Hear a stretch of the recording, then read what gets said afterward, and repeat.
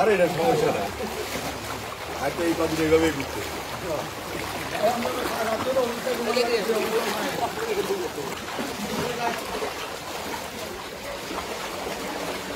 আরে বুড়া যে এটার ভিতরে কেমনে থাকা হবে?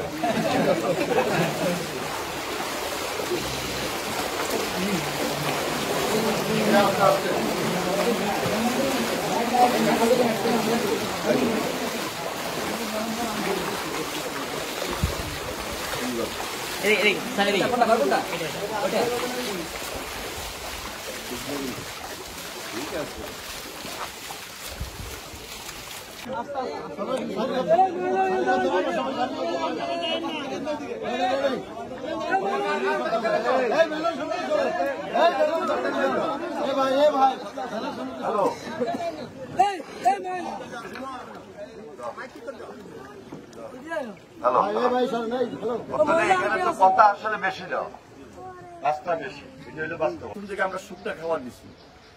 যাই হোক, এখন হয়তো শুকনা খাবার কম দিলেও চলে, এখন চাউল ডাউল এগুলাই বেশি প্রয়োজন।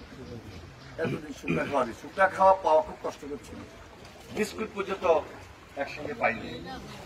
আর পানির তো একটা হাহাকার খাবার পানি। যাই হোক, সবকিছু মিলে আমাদের দল থেকে আমাদের চেয়ারম্যান তারেক রহমানের নির্দেশে আমরা সর্বত্র চেষ্টা করছি এবং সর্বশক্তি দেওয়ার চেষ্টা করছি। এরপরও বলবো একটা দলের পক্ষে সবাই কাছে গিয়ে নিজের প্রাণ পোষণ এটাও কঠিন কাজ ছিল।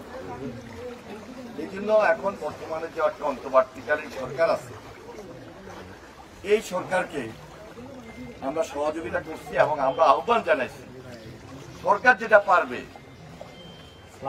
একটা ব্যক্তি বিশেষ অথবা একটা দলের পক্ষে এটা কঠিন। এই জন্য সরকার যেন প্রত্যেকটা ঘরে ঘরে ত্রাণটা এখনো পৌঁছাই দেয়। ফেনীতে এখন পানি নাই, কম।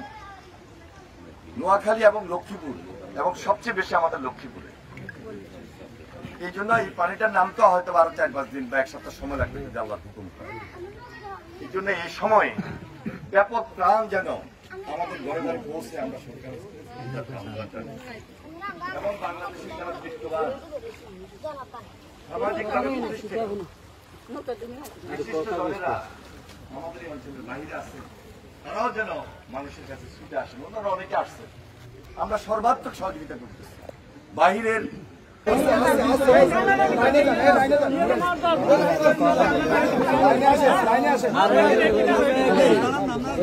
আপনারা